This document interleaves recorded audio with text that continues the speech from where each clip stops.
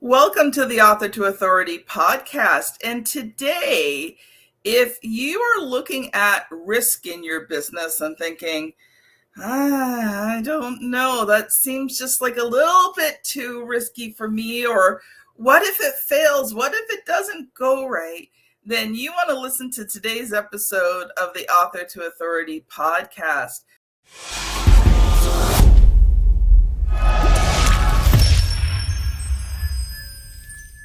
I got with me Marty Strong, and we're going to be talking about how to see risk as an opportunity for accelerated outcomes. So I am excited for today's episode. Marty's a retired Navy SEAL officer and combat veteran.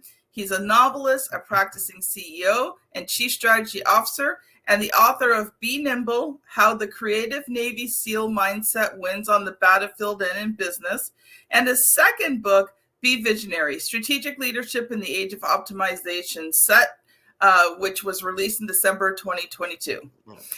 Marty's traveled to over 40 countries, been shot at in a few, survived cancer twice, and experienced the loss of his older son. He has spent a lifetime meeting challenges head-on, succeeding in 3 professions, anticipating crisis, and leading through crisis and chaos. Welcome to the show, Marty.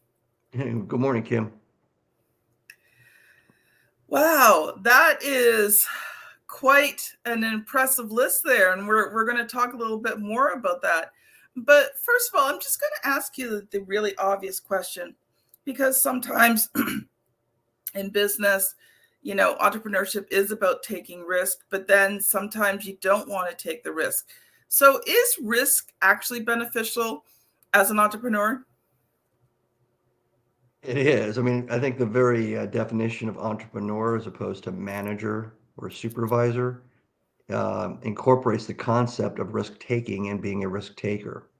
So I think that's part and parcel to that particular choice in life. If you want to throw money down and come up with a new idea, new service, new product, and get out there in the arena of ideas and compete, there's going to be risk. Very true. But do you think it comes a point sometimes in the entrepreneurship journey where you get kind of tired of taking those risks? Probably maybe the second or third day. I think it depends on what your constitution is. If you're a natural born risk taker and fear rolls off your back like rainwater, I mean, maybe it doesn't really matter as much. Maybe you're just resilient enough that psychologically you can cope every day. But the average person, and entrepreneurs aren't necessarily the average person, but the average entrepreneur for sure, before they jump in and assume those risks and those potential rewards, has to contemplate the downside. And I guarantee you, everybody they know, everybody around them, most of the books that they read, most of the TV shows they watch, and whatever their personal life history is, all points to don't do it. Don't take the leap. Right? Yeah. Because everybody, and psychology proves this out in research studies going back 40, 50 years. Human beings would rather take the lesser of two choices, the less risk-related choice, rather than the high reward choice. And there's even crazy things where they give you, X number of dollars, where really the risk of losing is like $5, but the risk of gain is $100, and they still go with the sure thing with the $5. It's just human nature. Can I say guilty as charged? Like, you said that, and I thought, no, I don't. Yeah. Maybe I do that. Oh, that's interesting. I think this is going to be a great conversation, Marty. I do want to hear a little bit of your story. Obviously, you've had a very varied life. You've done a lot of things. So why don't you take a few minutes and share more with us, about your life and some of the things you've done and why you've decided to do some of the things you've done. So my backstory starts in Nebraska, and it wasn't on a farm or anything like that. Although my parents were both farm kids from the Depression era. The work ethic when I grew up, and because of my parents' background, was pretty strict. It was, really old school, do a good job the first time, do it right the first time. If you Yes. borrow something, bring it back in better condition than you borrowed it. All those kind of old rules for conduct. There weren't very many handouts. You had to work paper routes, mowing lawns, babysitting, whatever it took to get pocket change. Even collecting old bottles, whatever, and you did it. So think about it in a way. Kids back then, besides learning a kind of a blue collar work ethic that would be applicable to a job as an employee, we were also learning the basics of entrepreneurial behavior, because we would take time out of our playtime, and we would do that, you know, voluntarily, not because we were directed to. And we would go out and figure out ways to raise enough cash to get us through the next 4 or 5 days of whatever fun we had planned. And that was everybody, probably from about the age of 10 on. So, and you would compete with other kids who were trying to mow lawns too. You would, when fall came, you would compete with, raking leaves for the older couples in the neighborhood. Excuse me. You do all those things. So you were engaging in kind of the marketplace, and you made a reputation for yourself. You basically were either good at what you did a complete job, or you weren't, and then you started to lose business in that very confined area of the neighborhood. And then as I grew up, the emphasis was on get out there, get a job. We're not going to give you a car. We're not going to do this. We're not going to do that. So my childhood, early childhood, all the way up through the point where I joined the Navy at 17, was all about that. I mean, I was working in meat packing houses. I was working in all kinds of different odd jobs, farm co-op jobs, picking corn, picking beans, all that kind of stuff. And it just seemed natural. That's what everybody my age was doing. Joined the Navy at 17. Through a mistake of orders, I ended up at the SEAL Training Command in California, and I was talked into volunteering. When I was trying to figure out a way to get where I was supposed to go, I was talked into volunteering for the program. 126 guys started the class, 13 originals, graduated 6 months later. I was one of them, and then did 20 years in the SEAL teams. After retiring, I managed money for United Bank of Switzerland, and did that for about 8 years all in, and then stepped out and started working in large corporations. Now I'm a CEO of a healthcare company. Wow. Wow. That's pretty interesting. What made you decide to write the books? The novel, well, I'll tell you what, the true inspiration, although I always liked writing as a kid, and I was a good writer as a teenager in high school, but I was also a good writer in the military. And as everybody would probably be able to relate to, if you do something well, you get more of it. So writing is not something people like to do in general, either as public speaking. That was another thing I was not afraid of doing. So in my military career, I found myself in the early days in the intelligence area of the SEAL business. And there's a lot of research, and there's a lot of writing of reports, and also opinions of what you think is going to happen. A lot of involvement in mission planning writing, and then a lot of presentation time. You're presenting all of that. And so I thought, I'd always want to write a book when I was young. Didn't get around to it. And then I think it was 2017, I read Tim Ferriss's book, The 4 Hour Work Week. And in there, he has a section about living your bucket list instead of waiting for it. And his thesis is you go ahead and you list everything you want to do on your bucket list, and then you take a spreadsheet and you price it all out now. You want to go to the Galapagos Islands and see the giant turtles? Fine. How much is that going to cost? You write it out like a real vacation trip. And then you start living it. You save up the money for that specific dollar amount, and you start knocking them out while you're healthy enough to do it, and also while you have a job, so you're not concerned about spending the money. And Mm-hmm. so I made this bucket list. I followed a little exercise, and I realized I'd been to over 40 something countries, a lot of them more than once. So his travel example wasn't working with me. So I wanted to learn how to play the guitar. I wanted to learn how to speak Spanish fluently, and I wanted to write a novel. And I couldn't just budget dollar. It didn't work, right? So I picked the one that I thought I could do utilizing my time, and I picked novel. So that's what got me kind of off the couch over to a laptop and start pounding out the first novel. And it was a sci-fi time travel novel. There ended up being 4 of those in the series, and then I rolled into a novel series about SEALs. There's 5 books in that series, and I donate all that money to the SEAL Veterans Foundation. And somewhere, probably around the 8th novel, I was helping all kinds of entrepreneurs and current CEOs, former CEOs, with management and leadership and decision making, and mostly strategic type thoughts. Where am I in my journey as a business owner? Where should I go next? A lot of it was risk taking too. It was, I'm in my comfort zone, but nothing's changing in my business.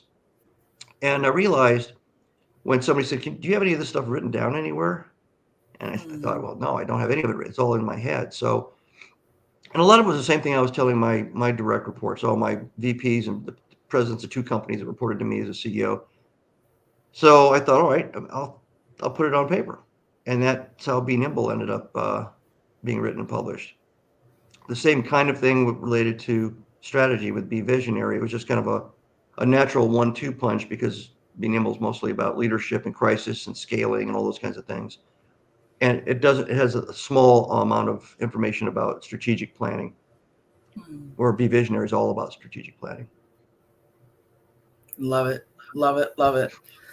Audience, we are going to take a very quick ad break here. RTI Publishing has lots of resources to help you if you are looking to write a book that's going to convert readers into clients and help you scale your business.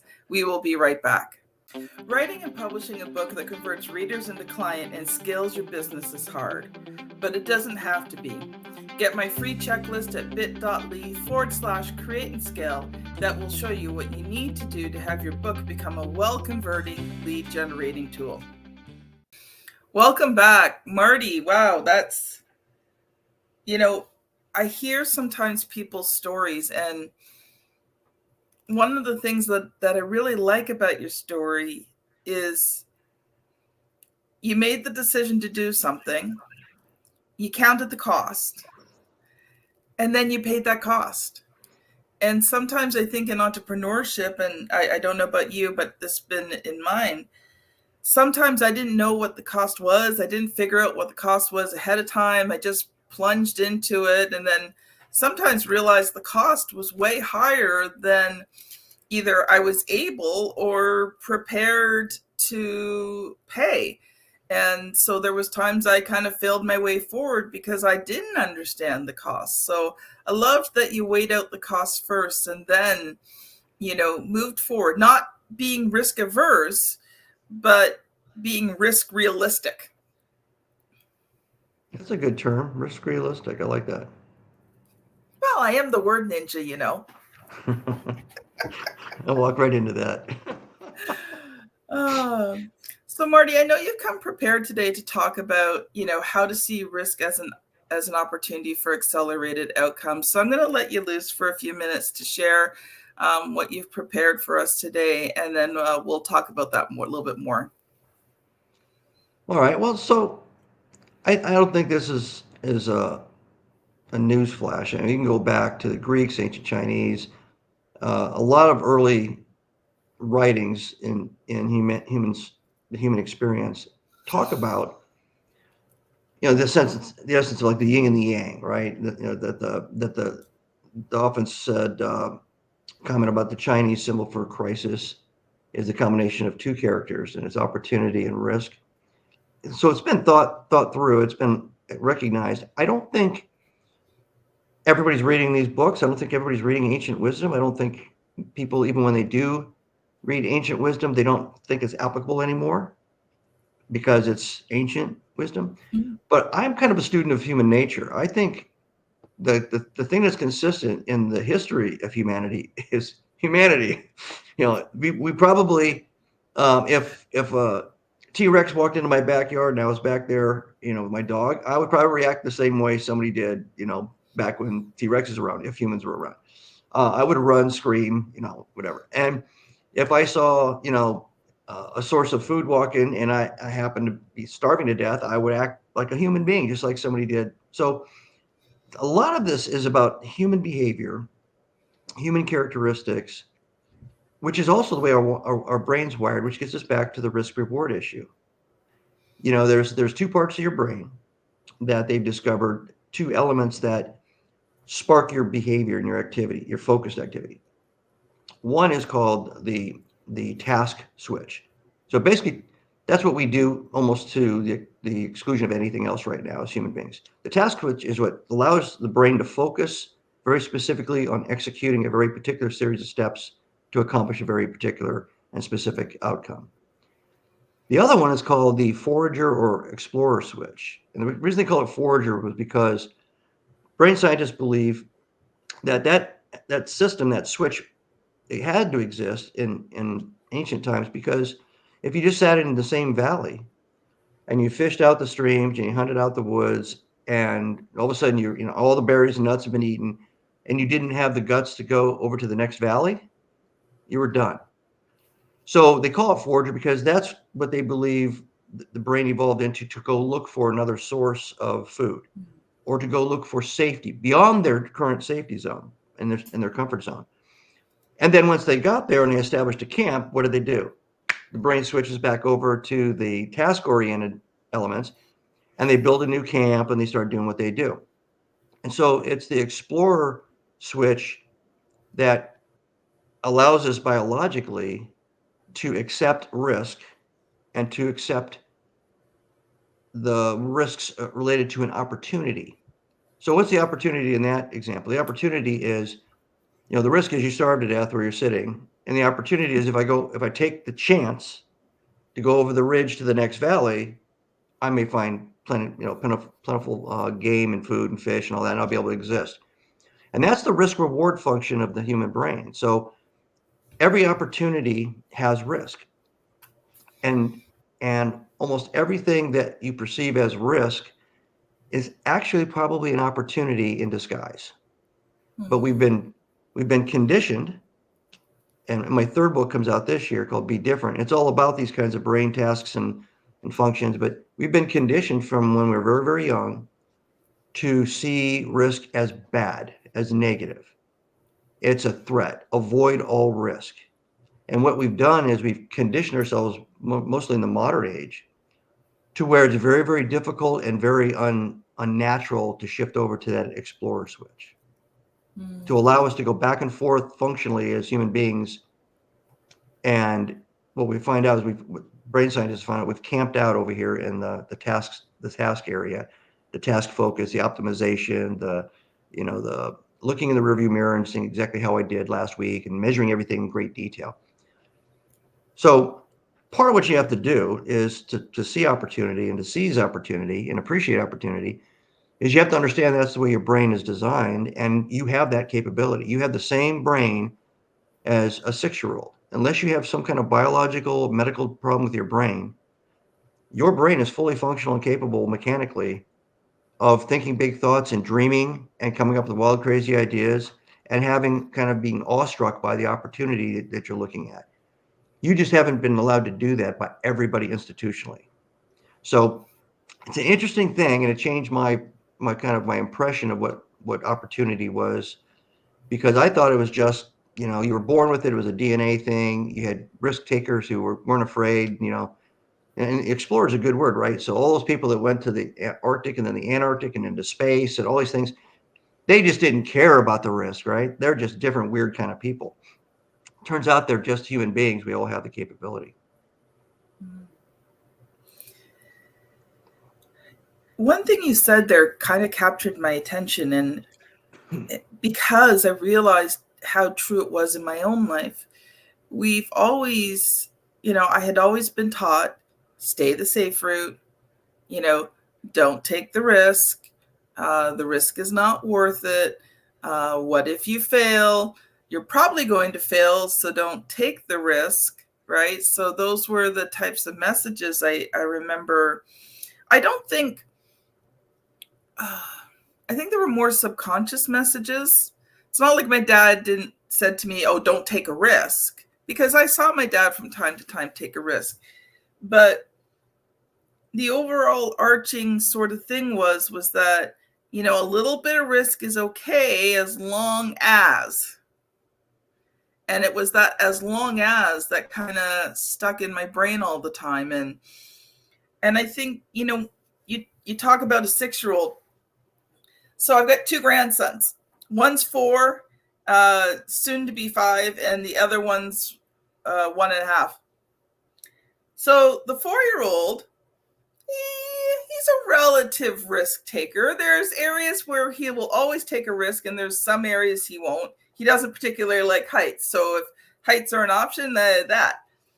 Grandson number 2, though, 1.5 years, you put this kid on top of the fridge and he'll leap into your arms. Yeah.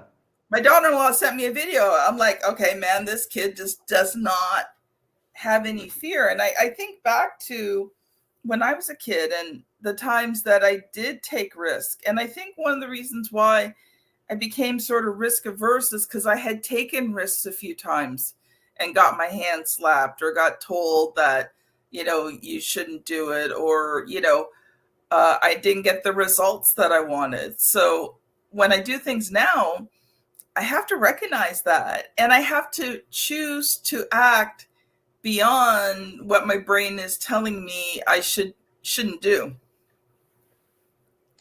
Yeah, that's true. And the problem is, it's when I say institutional influences when you're growing up, one of those institutions is friendship.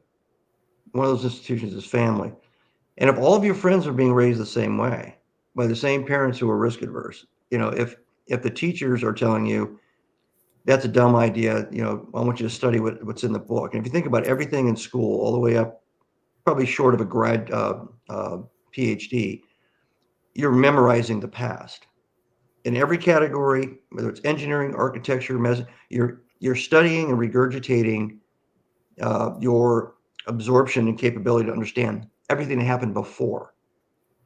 They don't teach a new way of doing math. Let's just come up with a different way to count. Nobody ever does that. It's here's the way we count. So we've always counted. You better count the same way or you're going to get a low grade. So the conformity that is kind of imposed on us is a part of the environment. It's a cultural mechanism of influence. So it's almost impossible for somebody, even your younger grandson, to get through all of that gauntlet to become a young adult and suddenly go, I'm a different kind of person because I think different. It's really, really difficult. And what does the system, what does the society and the institutions do if you maintain that as you're going through the pipeline? You're getting stomped out all the time. I give the example of you're 14 years old and you say you want to be a lead singer in a rock band, or you want to be a lead guitarist in a rock band.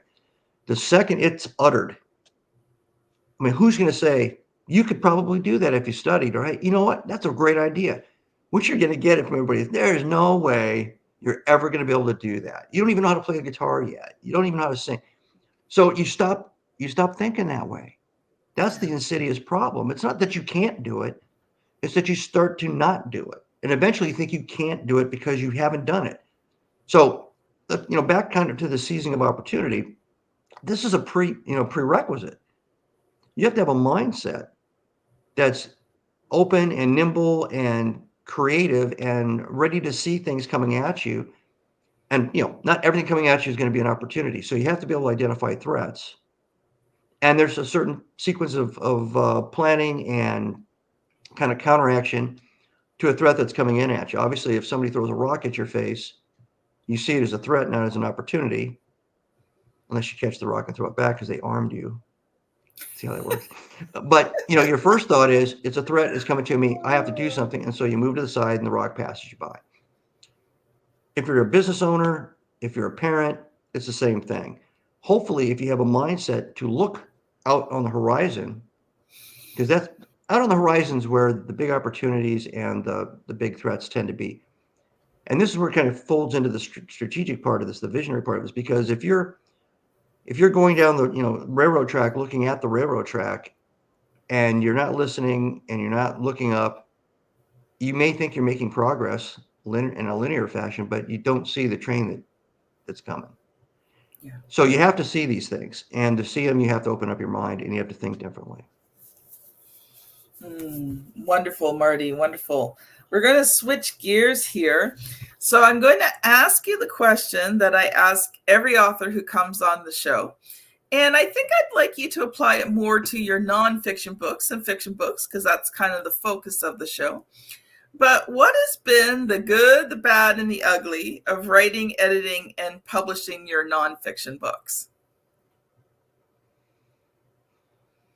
Well, I've helped several business people write their own books, their own business books. And it's funny, I had to explore your question with them because first off, was I having the same kind of doubts in the beginning before I wrote Be Nimble that they were expressing to me before they even had a title for what they wanted to do. And I realized, in listening to them that I was hearing what I was hearing in my own head. The voices in my head were saying the same thing. So the first hurdle for me, and it appears to be the first hurdle for at least the two or three guys I've helped, is why is anybody going to care about what I think? In other words, I am not an expert on the scale that other people I don't know, outside my employee population, outside my family and friends, that are actually say, wow, that guy Phil Smith really had a point there. Or, you know, Susie Johnson's book is unbelievable and revealing, and I would have never thought that unless I read this book. So most of these guys are consumers of business books, and they're looking for that moment, that aha moment when they read, because they're looking for new ideas, new insights, and then they don't believe they can possibly generate those. So that's the very first hurdle. And like a lot of all writing, it's you have to get past that moment where you're concerned about credibility, and you just have to put the proverbial pen to paper. And I've told all of them, why don't you just start with an introduction chapter that lays out your personal history, because everybody's going to want to know about you, because as they're reading the book, it's not a textbook. So none of the textbooks have an intro saying Dr. Kowalski was raised in Poland and he was chased by the Nazis. There's nothing in there to tell you what this guy wrote, who he is that wrote this textbook. You just start with the textbook, first lesson. But in a business book that's written for people in business, especially, I think it's very, very compelling to read about the journey of, you started with asking me about my journey. So in each case, they did that. And guess what? That's a natural thing and an easy thing to write about. Who's the expert of your own journey? You are. Right? Right. So you're already in an expert mode, and you've broken the ice and you start putting pen to paper and all that. And the funny thing is, all three of these guys have published their books. And two out of the three have told me that the number one comment they get from people that are reading their books is how they loved the backstory. They loved that they learned about, the journey or the struggles, etc., that the author went through, because through the entire rest of the book, of all these lessons and insights and ideas and experiences and case studies, whatever, they had a vision in their mind of this person that had gone through all this to get to this point to share it with us. So I think that's the consistent thing I've found so far with business, probably technical book writers, everybody. If you were a cook and you want to write a book about cooking, the first thing is, well, hey, every recipe has already been written down. So you cancel yourself out. I don't think that's good. So that's the first big step, the first big leap, in my opinion. Of course, the rest of the problem is getting the rest of the book on screen or on paper. And I tell everybody, break it up. If it's going to be instructional, tutorial, break it up like a lesson plan. Break it up in small chunks. Baby step your way through, and you chunk it into blocks, like teach somebody about sales. So you say, the first thing you're going to do is you're going to look at how to come up with sales targets and how to qualify them, and then, you walk them through. And then what happens is, because they know the business that they're talking about and writing about, they don't get intimidated. Yeah. They take it one little tiny step at a time, and all of a sudden one day they look up and they're at chapter 27, and now they got to come up with a summary or an ending comment, and they're like, oh wow. And just do it every day. That's the last piece. Make it a discipline. I usually write about 5:30 in the morning to about 7. Nobody's calling me, nobody's texting me. I have kind of my time, and I tell people, write a chapter, write a sentence, write two paragraphs, whatever it is that you can come out with. until you start to feel resistance, until you start to feel like your mind isn't coming up with, then stop. And I do it 7 days a week. So when I come back the next day, I read like the last two chapters or paragraphs, not two chapters, last two paragraphs I wrote. I kind of get in sync with what the storyline was, and then I start writing again.